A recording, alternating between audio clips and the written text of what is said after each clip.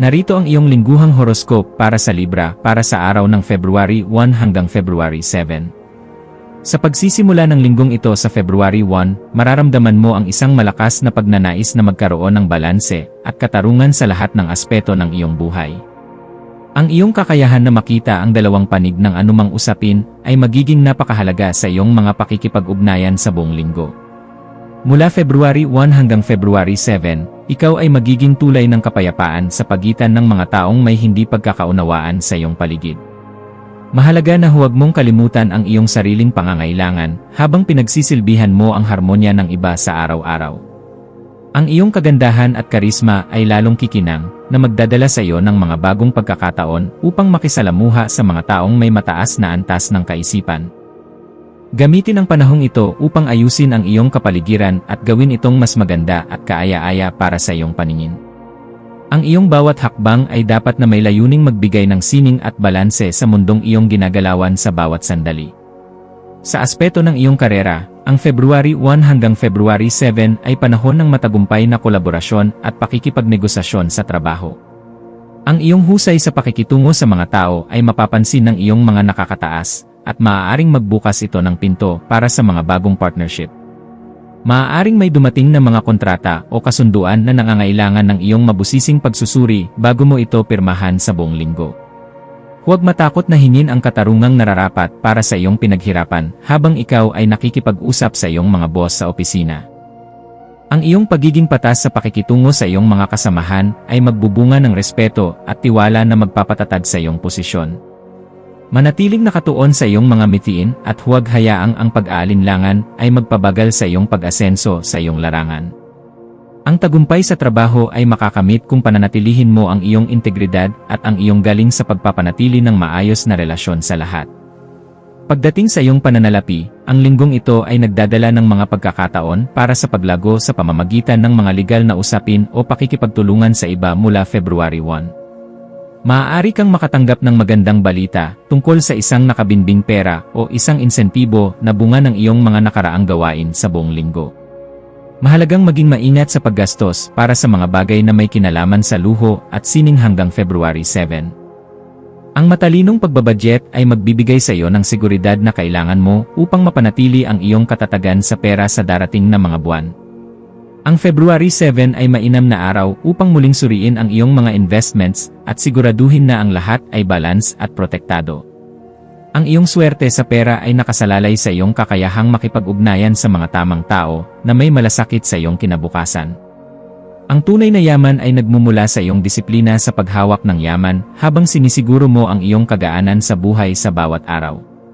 Sa larangan ng pag-ibig, ang linggong ito ay panahon ng malalim na romansa at pagpapatibay ng mga pangako sa iyong kapareha mula February 1. Para sa mga nasa isang relasyon, ang February 1 hanggang February 7 ay mainam na oras upang pag-usapan ang inyong kinabukasan ng may tapat na damdamin. Ang iyong pagiging mapagmahal at ang iyong pagnanais na magbigay ng saya ay lalong magpapatamis sa inyong pagsasama sa buong linggong ito. Kung ikaw ay single, maaari kang makatagpo ng isang tao sa isang social event o pagtitipon na may kinalaman sa sining at kagandahan. Ang pagiging tapat sa iyong nararamdaman ng walang halong pagbabalat kayo ay magdadala sa iyo ng isang koneksyon na puno ng respeto. Huwag hayaang ang iyong takot sa pagtatalo ay magpigil sa iyo sa pagpapahayag ng iyong tunay na saloobin sa taong iyong hinahangaan. Ang pag-ibig ay mas lalong lalalim kung mayroon kayong pagtanggap at katarungan sa bawat isa sa lahat ng pagkakataon sa buhay. Ang iyong kalusugan ay dapat bigyan ng sapat na atensyon, lalo na ang iyong mga bato at ang iyong balanse sa pagkain mula February 1. Ang pag-inom ng maraming tubig at ang pag-iwas sa sobrang alat ay makakatulong upang mapanatili ang iyong sigla sa buong linggo hanggang February 7. Mula February 1 hanggang February 7, makabubuting maglaan ng oras para sa yoga o iba pang ehersisyo na naglalayong balansihin ang iyong katawan at isipan. Iwasan ang sobrang stress na dulot ng pakikialam sa problema ng ibang tao na hindi mo naman kayang solusyonan sa araw-araw. Ang sapat na pahinga at tulog ay kailangan mo upang muling maibalik ang iyong ningning at kagandahan sa harap ng maraming tao. Ang pagkakaroon ng maayos na rutina sa iyong buhay ay magsisilbing proteksyon mo laban sa anumang karamdaman na dulot ng pagkapagod. Huwag kalimutang bigyan ng sapat na oras ang iyong sarili na mag-relax sa isang tahimik at magandang lugar sa bawat sandali. Ang iyong mga maswerteng numero ay 6, 15, 24, at 33. Para sa iyong maswerteng kulay, ang pink at pastel blue ay magdadala ng kagaanan at harmonya sa iyong aura sa buong linggo ng February 1. Ang dapat mong gawin ay mag-ayos ng iyong personal na espasyo at lagyan ito ng mga dekorasyon na nagpapakita ng iyong sining at personalidad hanggang February 7. Ipagdasal ang pagkakaroon ng malawak na pangunawa at ang karunungan na laging piliin ang gitnang landas sa lahat ng iyong mga desisyon. Ang pananalig sa iyong sariling kakayahan na magdala ng kapayapaan ay magbubunga ng tagumpay na magbibigay sa iyo ng kaligayahan. Manatiling mapagkumbaba at laging handang makinig sa hinaing ng iyong kapwa nang may sapat na pasensya sa araw-araw. Ang iyong tunay na halaga ay nasa iyong malasakit sa katarungan at sa iyong tapat na hangarin na maging instrumento ng pag-ibig sa mundo. Dapat mong ipagdasal ang kapayapaan sa iyong mga relasyon at ang katatagan ng iyong kalooban sa pagharap sa mga hamon mula February 1. Humingi ng gabay upang ang iyong mga kilos ay laging maging puno ng katarungan at hindi maging sanhi ng pagkakawatak-watak sa buong linggo. Ang panalangin para sa iyong mga kaibigan at para sa mga taong nagtatrabaho para sa kapayapaan ay makakatulong sa iyong paglago hanggang February 7. Ipanalangin din ang linaw ng isipan upang hindi ka mabulag ng mga matatamis na salita na walang basehan sa katotohanan. Ang pagpapakita ng tunay na malasakit sa nararamdaman ng iba ay magpapalalim ng inyong ugnayan sa bawat sandali ng iyong buhay. Manatiling tapat sa iyong mga prinsipyo habang pinapalawak mo ang iyong koneksyon sa mga taong nagpapahalaga sa katarungan at sining. Ang iyong presensya ay magsisilbing inspirasyon sa anumang pagtitipon na iyong pupuntahan sa bawat araw ng linggong ito. Ang iyong pagiging malikhain ay lilitaw sa paggawa ng mga bagay na may kinalaman sa disenyo, musika, o sining na nagpapaganda ng buhay mula February 1. Gamitin ang iyong talento upang makalikha ng isang kapaligiran na puno ng inspirasyon para sa iyong sarili at sa mga mahal mo hanggang February 7. Ang linggong ito ay mainam para sa pag-aaral ng mga bagong kasanayan na may kinalaman sa fashion o dekorasyon sa buong linggo. Hayaan ang iyong talino na gumabay sa iyo sa pagpili ng mga kulay at anyo na magbibigay ng kagaanan sa iyong isipan sa bawat sandali. Ang pagpapahayag ng iyong sarili sa pamamagitan ng sining ay magdadala sa iyo ng tunay na kagalakan at katuparan sa iyong puso. Ipakita ang iyong galing ng may kumpiyansa at huwag mahiyang ibahagi ang iyong mga ideya sa mga taong nagtitiwala sa iyong sining.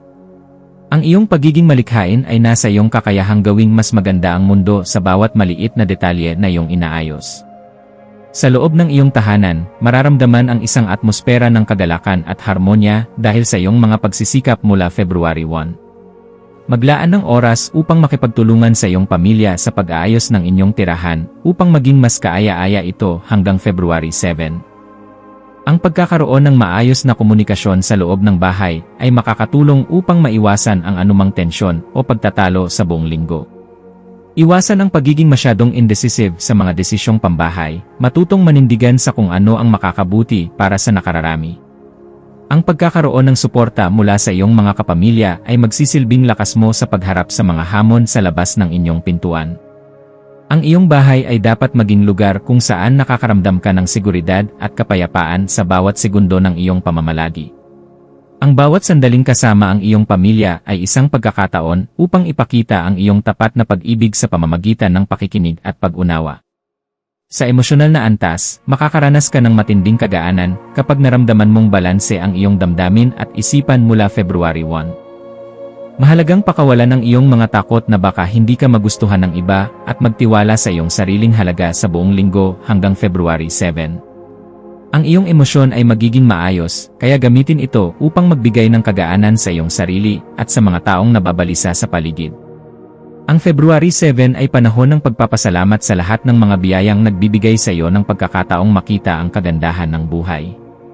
Ang pagtanggap sa iyong sariling mga desisyon ng walang pagsisisi ay magbibigay sa iyo ng pagkakataong maging mas matatag sa susunod. Manatiling matatag sa iyong paniniwala na ang bawat pagkakamali ay isang aral na nagtuturo sa iyo kung paano maging mas makatarungan. Ang kapayapaan ng puso ay makakamit kung matututo kang magtiwala sa iyong sariling sining at sa iyong kakayahang lumikha ng harmonya. Ang espiritualidad ay magiging malakas na sandigan mo habang hinahanap mo ang linaw sa gitna ng iyong mga pakikipag-ugnayan mula February 1. Ang paglalaan ng oras para sa tahimik na meditasyon ay magbubukas ng iyong isipan sa mga mensahe ng universo tungkol sa pag-ibig hanggang February 7. Maniwala ka na ang bawat tao na dumarating sa iyong buhay ay may misyon na turuan ka tungkol sa iyong sarili sa buong linggo. Ang iyong pananalig ay magsisilbing angkla mo sa mga sandali ng kalituhan o pag-aalinlangan sa iyong mga piniling relasyon sa araw-araw. Ipagpatuloy ang pagiging mapagbigay sa iyong espiritual na lakas sa pamamagitan ng pagdarasal para sa pagkakaisa ng lahat ng tao sa mundo. Ang iyong koneksyon sa banal na gabay ay magpapatatag sa iyong kalooban sa bawat araw ng iyong buhay ng may sapat na pasasalamat. Ang tunay na espiritualidad ay makikita sa iyong katapatan sa pagpapanatili ng balanse at sa iyong pagpapakumbaba sa harap ng katarungan. Sa kabuuan, ang linggong ito ay isang mahalagang yugto para sa iyong paglago bilang isang makatarungan at tapat na individual mula February 1. Ang bawat karanasan mo hanggang February 7 ay may aral na magagamit mo upang mapabuti ang iyong pakikipagkapwa-tao at ang iyong sining. Huwag mong kakalimutan na ang iyong tunay na kapangyarihan ay nagmumula sa iyong galing sa pagpapanatili ng harmonya sa lahat ng pagkakataon. Ang iyong determinasyon na maging mas matatag sa iyong mga desisyon ay magbubunga ng tagumpay na magbibigay sa iyo ng dangal. Manatiling nakatapak sa lupa habang inaabot mo ang iyong mga mithiin sa pamamagitan ng iyong karisma at mabusising pag-isip sa buong linggo. Ang linggong ito ay magtatapos ng may malaking pasasalamat dahil sa iyong mga nakamit na maliliit at malalaking katarungan sa iyong buhay. Magalak ka dahil ang iyong buhay ay isang magandang sining na nagbibigay ng inspirasyon sa mundong ito sa bawat sandali. Maging handa sa mga bagong pagkakataon na magpapakita ng iyong galing sa sining at sa pakikipag-ugnayan sa pagtatapos ng linggong ito mula February 1. Ang bawat tao na makakasalamuha mo ay may dalang mensahe na dapat mong yakapin ng may bukas na isipan at pasasalamat hanggang February 7. Ang iyong paglalakbay ay puno ng mga kulay na magpapakita ng iyong tunay na halaga bilang isang tagapagdala ng kapayapaan sa mundo. Maniwala ka sa iyong sarili at sa iyong kakayahang lumikha ng isang buhay na puno ng kagalakan at katuparan sa lahat ng aspeto. Ang iyong lakas ay nasa iyong balanse, at ang iyong tagumpay ay nasa iyong pagtitiwala sa daloy ng tadhana sa bawat araw. Magtiwala sa banal na plano at hayaan itong dalhin ka sa tamang direksyon na nakalaan para sa iyong ikabubuti at para sa iyong kapayapaan. Ang iyong kinabukasan ay maliwanag hanggat ikaw ay nananatiling tapat sa iyong sarili at sa iyong mithiing maging instrumento ng harmonya. Sa huling araw ng linggo, February 7, maglaan ng oras upang magmuni-muni sa lahat ng mga biyayang natanggap mo sa iyong mga relasyon. Ang pagtatapos ng linggong ito ay nagdadala ng mga bagong simula na magbibigay sa iyo ng lakas para sa susunod na kabanata ng iyong buhay. Handa ka na ngayon na harapin ang mas malalaking tungkulin ng may sapat na baon na katarungan at karunungan sa iyong isipan. Ang iyong pagiging Libra ay isang regalo na nagbibigay sa iyo ng kakayahang makita ang kagandahan sa bawat sitwasyon ng iyong buhay. Manatiling maging liwanag sa iba at huwag mapagod sa paghahanap ng katarungan sa bawat aspeto ng iyong pamumuhay sa universo. Ang iyong buhay ay isang mahalagang bahagi ng kabuuan at ang iyong bawat kilos ay may saysay para sa ikagaganda ng lahat. Magtiwala ka sa iyong sarili at patuloy na magbigay ng inspirasyon sa lahat ng taong makakasalamuha mo sa iyong paglalakbay.